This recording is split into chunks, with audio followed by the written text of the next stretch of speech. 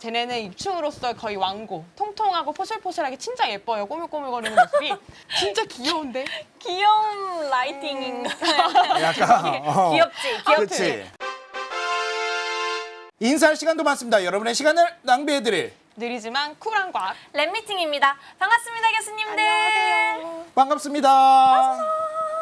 안녕하십니까. 안녕하십니까. 오늘 너무나 유명한 분을 모셨습니다. 고등학교 선생님 중에 제일 유명한 것 같아, 내가 알기로는. 중동고 학생들 있나? 계시지 않을까요? 학생들 공부하지 않을까요? 담임이시잖아요, 담임. 그쵸. 저는 고3 담임입니다. 많이들 보셨을 거예요. 안주현 선생님을 모셨습니다. 네, 안녕하세요. 안주현입니다. 네. 시작하겠습니다. 뭐죠? 이거 내가 나한테 익숙한 사진인데. 그래서 일부러 넣었습니다. 아 역시. 은하수죠. 네. 저는 사실 직업으로는 교사로 알고 계시지만 사실은 이제 생물학 연구를 했습니다. 네. 그래서 이공계 랩에서 대학원생 생활을 오랫동안 하고 이제 졸업을 하고 지금 이제 현장에 근무를 하고 있는데 바야흐로 N년 전 N년 전. N년인가요? N년 전 예. 제가 학부를 졸업하고 바로 이제 석사로 진학을 했었는데 네. 그때 갔던 랩이 약자로 GD 랩이었습니다. GD 랩. 네, 랩. GD 랩.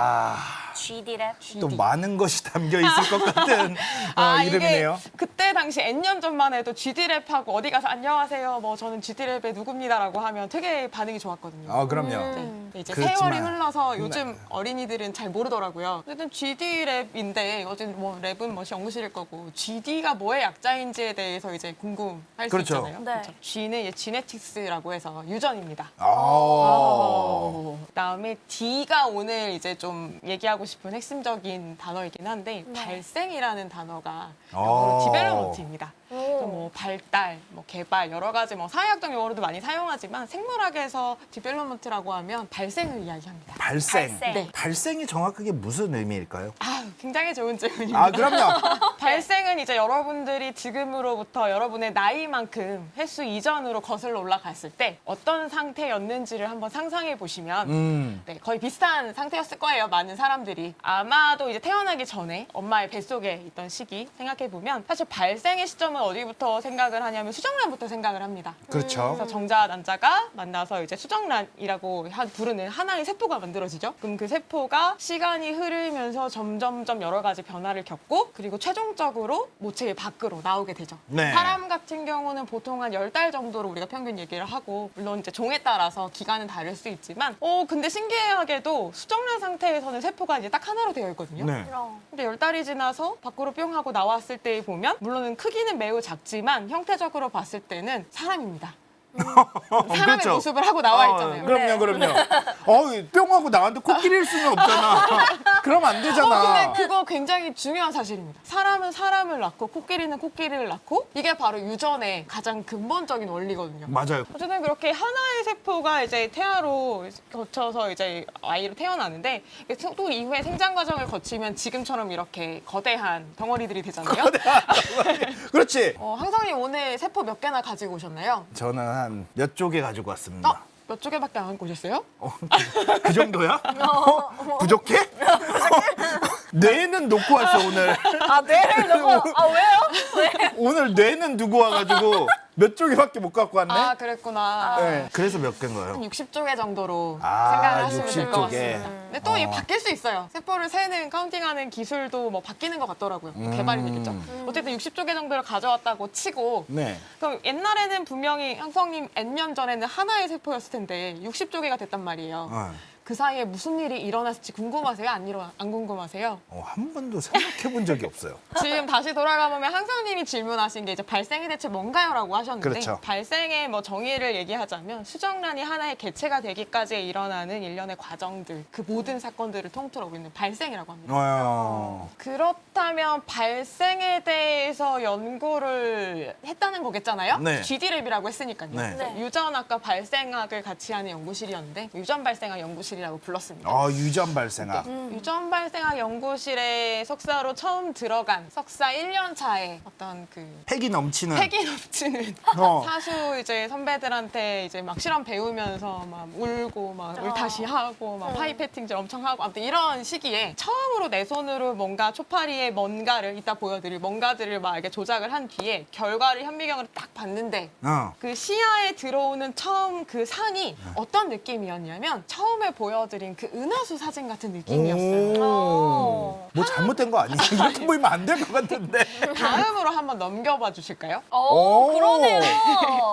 어떤 느낌이신가요? 좀 그런 마음이 느껴지시나요? 예. 네. 지금 사진을 좀 이제 흑백으로 제가 가져오긴 했는데 사실은 저는 이제 처음 실험했던 게 이제 형광 염색을 해서 녹색 형광으로 빛이 나고 있었고 근데 배율이 낮으면 저게 되게 미세하게 지금 좀 확대한 사진을 가져오긴 했는데 미세하게 점점이 형광 현미경이기 때문에 어두운 배경, 까만 배경에 여기저기 흩뿌려져 있는 모습을 보고 되게 우주 같다는 생각이 제일 처음에 들었어요. 그래서 이제 나 초파리 좀 좋아할 것 같다.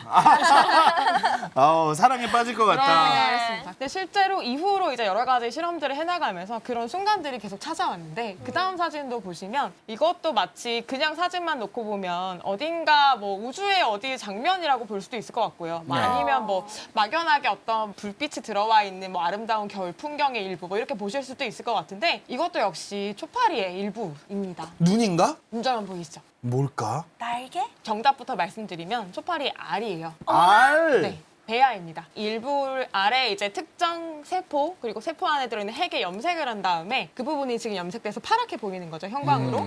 그리고 그거의 일부분을 확대해서 지금 일부를 보고 있는 모습이에요. 와. 일단 생물학 랩에 이제 진출을 하게 되면 진학을 하게 되면 보통 전공하는 생물들을 하나씩 정하게 되는데 랩마다 이제 특색이 있잖아요. 보통 생물학에서 실험 동물로 많이 사용하는 대표적인 친구들이 있어요. 뭐 가장 유명한 건 역시 쥐. 쥐. 마우스 많이 이용하고 예쁜 꼬마 선축. 오 좋아요. 예쁜 꼬마 선충. 그 다음에 이제 지금 초파리. 우리가 얘기할 초파리 이렇게 보통 이제 3파전이 이루어지죠. 네.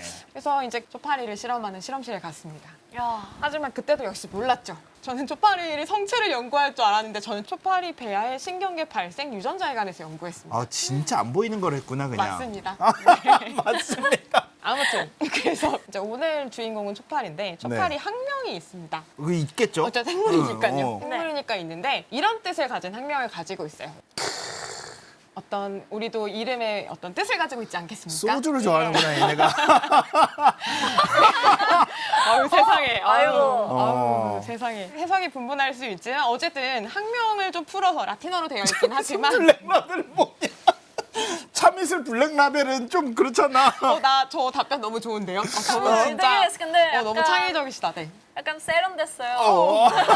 그래서 이슬을 좋아하고 검은 배를 가지고 있다라는 뜻을 가지고 있는데 이제 네. 생김새를 저희가 같이 볼게요. 짜잔, 일부러 작은 사진부터 준비했습니다. 마음에 준비할 시간이 필요하실 것 같아서. 네. 그래서 보면은 뭐 초파리 검색하면 가장 많이 나오는 사진 중에 하나인데 맞아요. 주로 우리가 볼 수 있는 모습은 저 친구들이 어딘가에 있는 모습, 예를 들어 음식물 관련된 부분들, 뭐 과일 껍질이나 아니면 진짜 과일이나 아니면 음식물 쓰레기 근처 이런 데 요새 좀 많이 보이죠. 네. 그래서 이제 오해를 하실 수 있지만 저 친구들은 사실은 이제 그 음식물 쓰레기를 좋아하는 건 아니고요.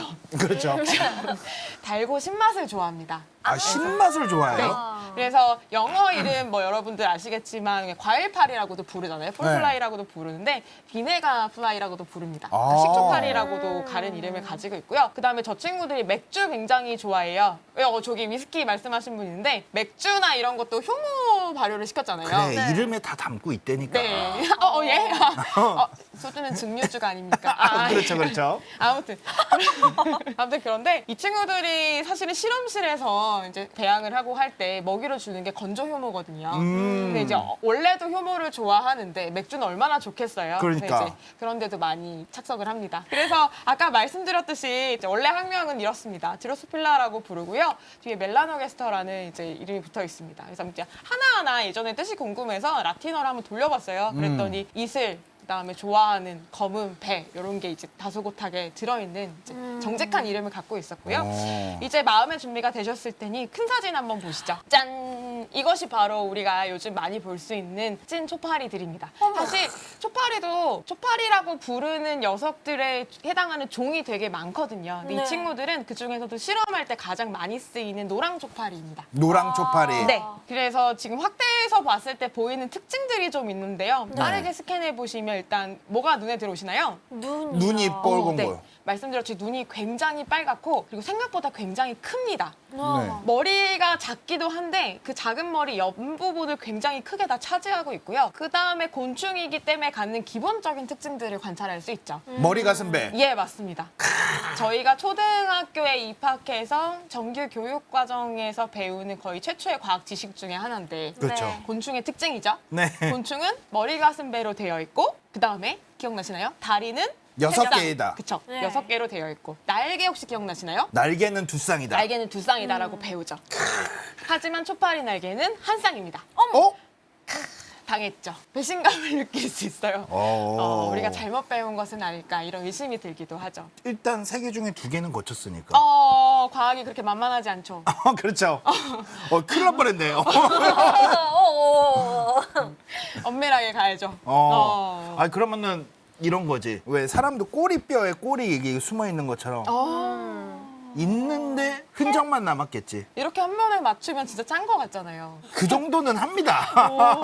사진을 다시 보여주시면 양쪽 다 이제 두 마리가 다 날개를 포개고 이제 앉아 있는 모습인데 오른쪽 파리에 날개 바로 아래에 보면 구슬 같은 녀석이 하나 있어요. 구슬. 네. 자, 구슬을 찾아라. 있습니다. 뭐 있는 걸로 보이죠? 마음이 착한 사람들은 선한 사람들은 다 보여요. 구슬이. 아니에요. 과학적으로 정확히 찍어드릴게요. 바로 저거. 마우스로 찍은 바로 저기입니다.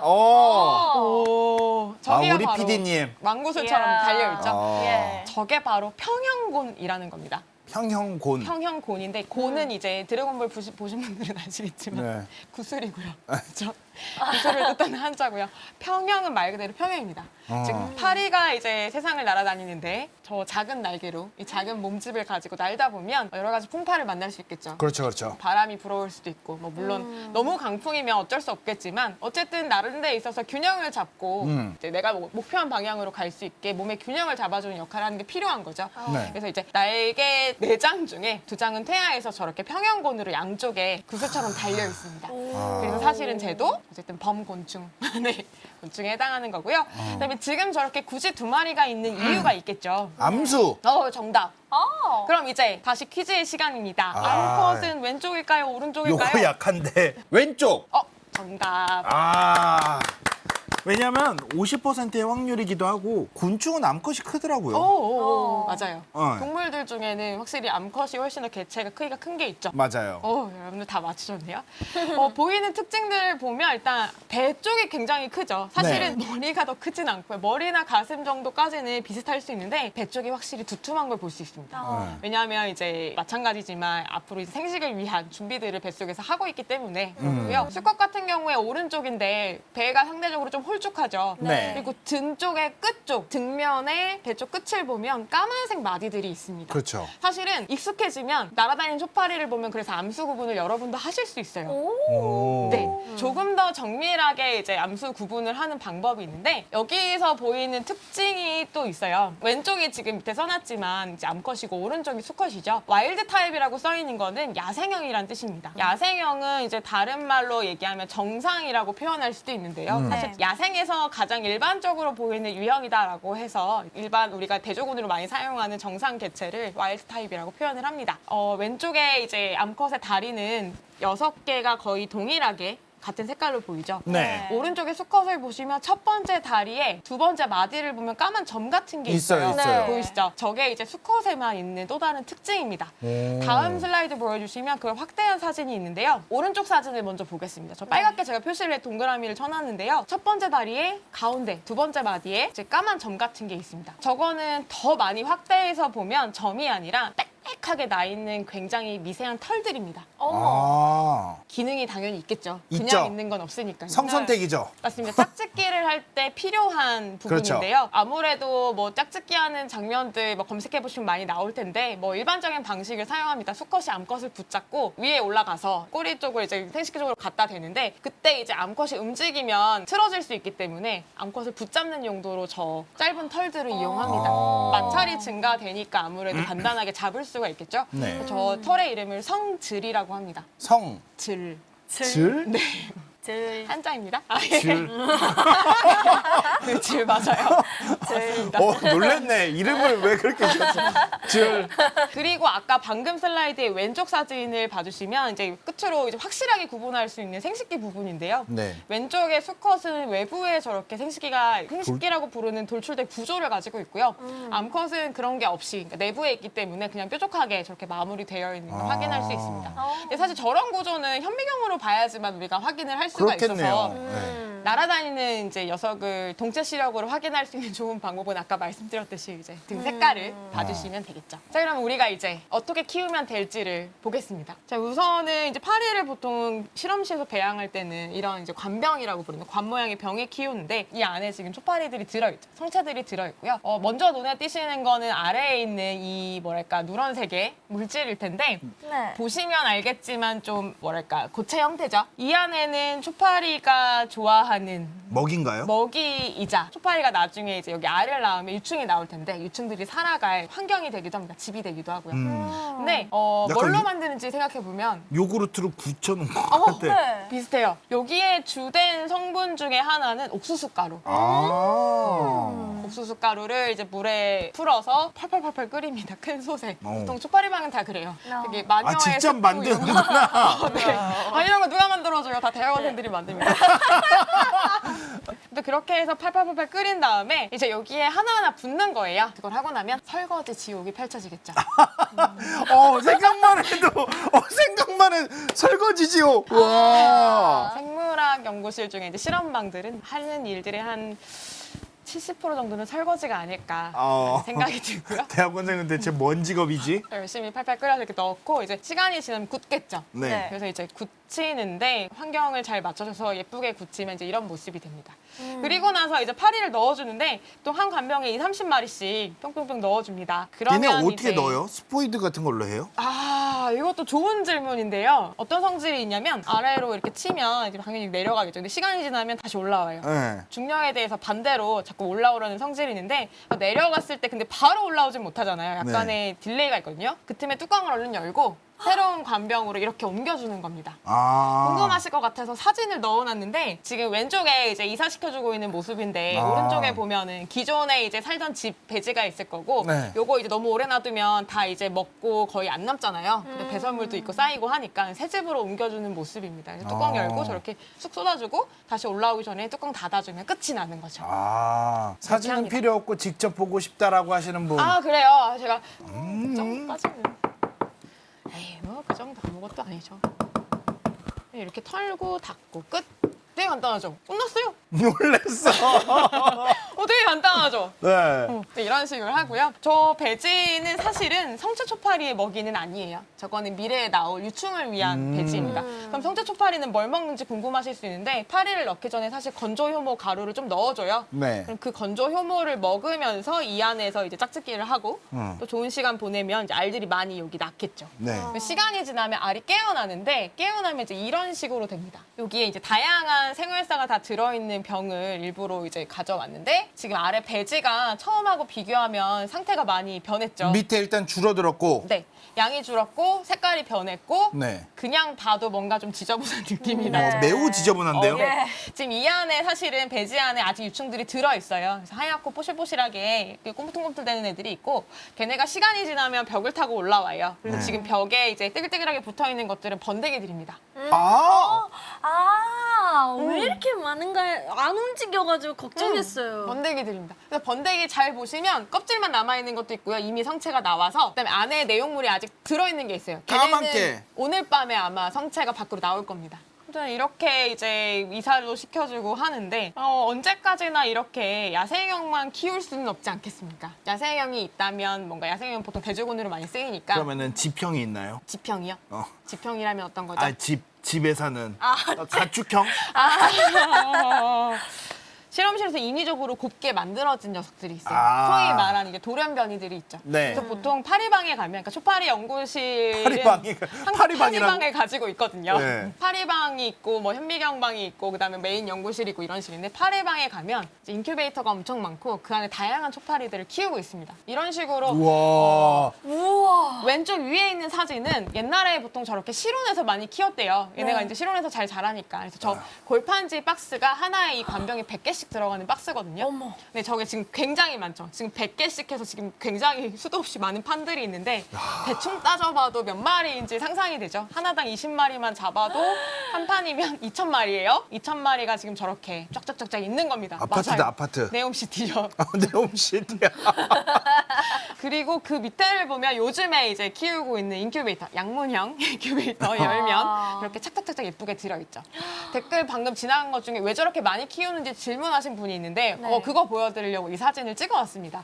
보면은 병이 그냥 이제 이런 맨병이 있지 않고요. 라벨이 계속 다 붙어 있는데 네. 라인이 다 다른 겁니다. 여기서 말하는 라인은 가지고 있는 유전자가 다른 초파리들입니다. 아. 그래서 야생형 초파리도 당연히 유지를 하고 키워야 되지만 저렇게 스탁을 운영할 때에는 각자 다른 돌연변이들을 꾸려가지고 실험실마다 가지고 있습니다. 오. 그래서 실험에 필요한 돌연변이들을 보통 이제 그 실험실에 가지고 있을 거고, 근데 이제 세상의 모든 돌연변이를 한 실험실에 다 가지고 있을 수는 없잖아요. 네. 돌연변이 종류가 10만 종 이상 된다고 하거든요. 네.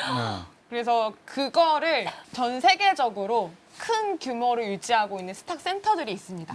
보통 이제 미국에 크게 있고 뭐 일본에도 있고 우리나라에도 있어요. 그래서 뭐 규모는 다 다르지만 내가 필요한 초파리가 있다. 그러니까 우리 실험실엔 없지만 내가 이번 실험을 위해서 이런 유전자를 가진 초파리가 있는지 한번 찾아보고 그걸 파는 데가 있다면 사고 싶다라고 한다면 스탁 센터 이제 홈페이지 검색을 해서 유전자 넣고 검색을 하면 주문을 할 수 있어요. 요. 그래서 초파리가 이렇게 체계적으로 관리가 되고 있어요? 국제 배송으로 이제 쫙 날라옵니다. 아, 국제 배송으로? 국제 배송. 우와. 아니, 얘네 수명이 어떻게 돼요? 아, 좋은 질문입니다. 아니, 긴급 배송이 돼야 될 것 같은데? 초파리 같은 경우에 이제 최대 2달 정도. 오래 사네요? 네. 오. 한 달에서 2달 정도 살고요. 괜찮은 환경이면. 근데 돌연변이들은 약간 좀 편차가 있을 수는 있어요. 근데 야생형 기준으로 한 2달까지는 살 수 있고, 알을 계속 낳을 수 있어요. 알을 그러니까 계속 낳을 수 있다는 거는 죽기 직전까지 알을 낳을 수 있다는 거예요? 그렇죠. 아. 알을 계속 낳을 수 있어서 실험하기 굉장히 좋습니다. 알이 많이 좋군요. 필요하니까요. 저는 네. 알을 연구했으니까요. 알이 많이 필요합니다. 알을 낳아주시지 않으면 많이 힘들어져요. 맞아요. 특히나 돌연변이님들은 야생형에 비해서 좀 유지하기가 어렵고, 그러니까 좀 사람처럼 얘기하면 좀 허약한 친구들도 많고, 그래서 몇 세대 이상 가면은 이제 다 죽어버리는 경우들이 있거든요. 그럼 이제 나도 죽겠죠. 나도 죽겠죠. 그렇지. 논문이 안 나오는데 나도 죽는 거지, 그럼. 얘네가 알을 낳지 않으면은 여기도 죽어. 알을 너무 안 낳을 때는 데리고 집에 갈 때도 있어요. 진짜 지극정성으로 돌봅니다. 알을 어떻게 돌봐요? 여기다 넣어. 온도와 애정과 관심, 애정과 관심. 간절한 마음. 이거 사실 농담이고 집에 가져가는 결정적인 이유 중에 하나는 이따 보여드리겠지만 알을 낳을 텐데 알을 받아야 되잖아요. 근데 이 상태에서 알을 낳으면 알을 골라낼 수가 없단 말이죠. 네. 그래서 알을 받기 위해서 산실도 필요하구나. 다른 기구가 있어요. 그래서 내가 이번에 어떤 라인의 초파리 알이 필요하면 이제 교배를 할 수 있는 그 통으로 옮기는데 그 밑에는 이제 알을 낳을 수 있는 알배지가 따로 있거든요. 그럼 걔는 그 위에다 알을 낳아요. 근데 그 배지는 이렇게 관으로 되어 있지 않고 판으로 되어 있기 때문에 거기 낳은 알을 제가 싹 수확을 할 수가 있습니다. 수학을 해요?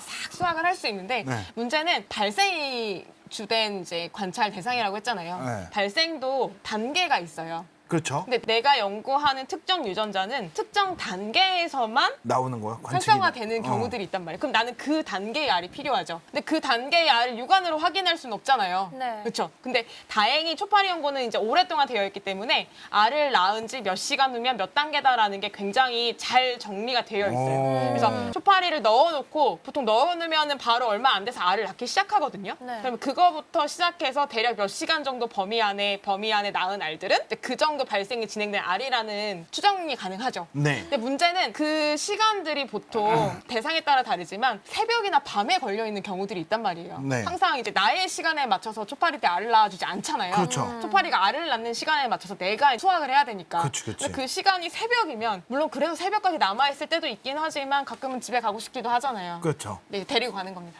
데리고 가서 잠은 안 자요? 알람 맞춰야죠.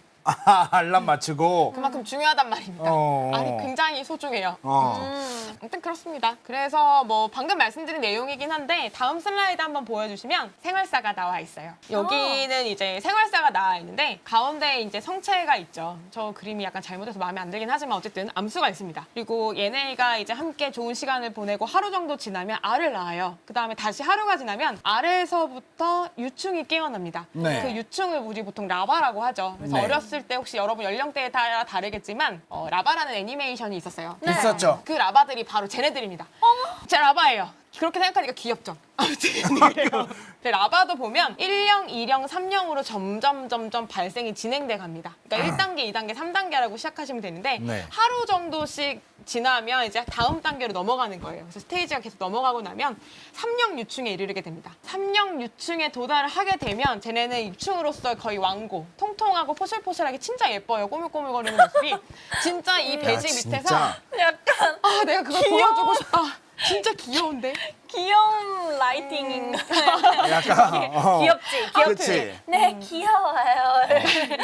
근데 이제 그게 이제 그 상태에서 충분한 시간을 보내고 나면 2, 3일 정도 지나고 나면 아까 말씀드렸듯이 관병을 타고 올라와서 이제 번데기가 되는 거예요. 그럼 번데기 상태로 3, 4일 정도 지나면 등이 갈라지면서 성체가 짠 하고 나옵니다. 근데 얘네 왜 올라가는 거예요? 이렇게? 배지에 젖으면 죽으니까요. 아, 그걸 본능적으로 아는구나. 네네네.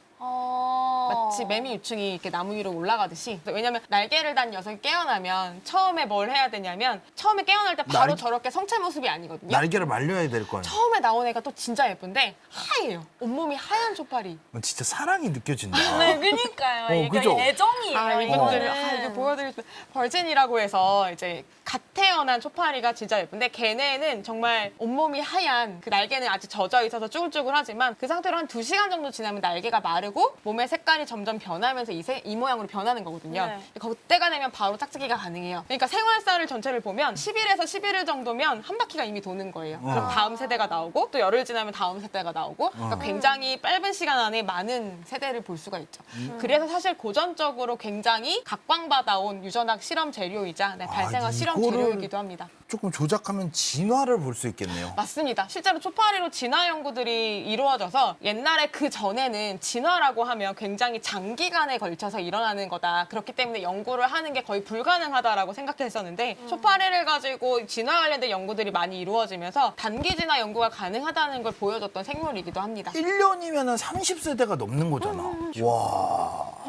그리고 이제 알을 이제 낳는 모습이 있는데요. 이게 암컷 초파리가 지금 저렇게 알을 낳고 있어요. 네. 알을 낳으면 저 정도 크기인데 눈에 보일까요? 안 보일까요? 육안으로.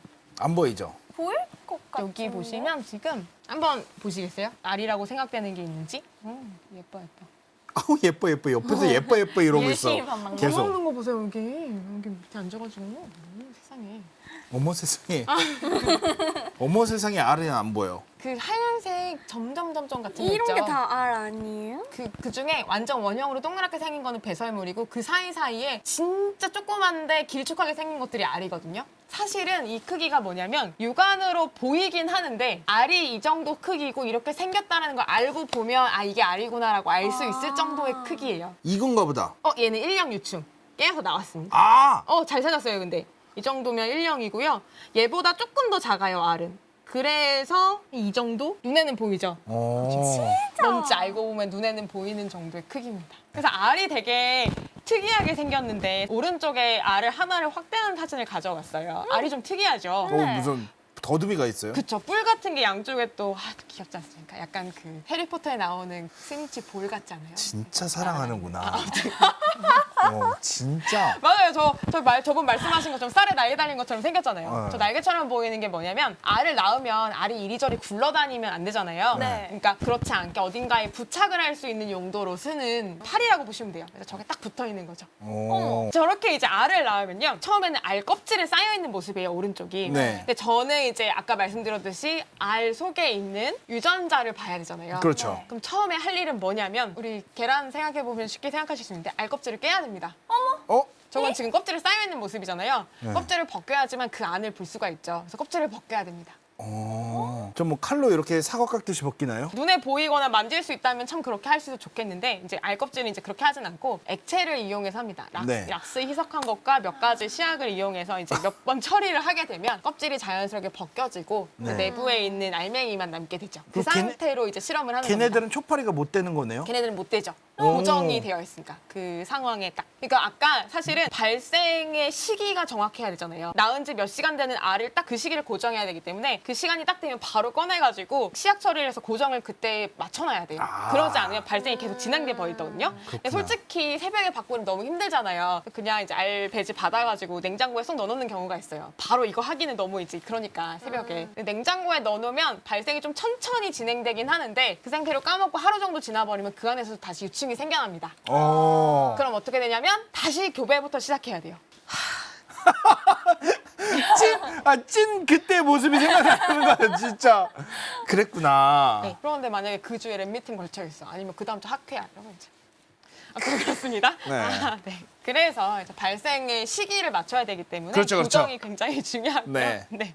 맞아요. 추억입니다. 네. 네. 그래서 이게 이제 시간이 지나면 그래서 어떻게 변해가길래 대체 그 시기를 맞춘다. 그 시기마다 뭐가 다르냐 궁금하실 수 있는데 그걸 보여드리는 사진이 다음 사진입니다. 짠 보여주시면 이게 바로 이제 알인데요. 네. 지금 숫자가 써있죠. 숫자가 이제 써있는 건 핵분열의 횟수인데 사실 뭐 그냥 숫자가 점점 커질수록 발생이 진행 중이라고 생각을 해주시면 됩니다.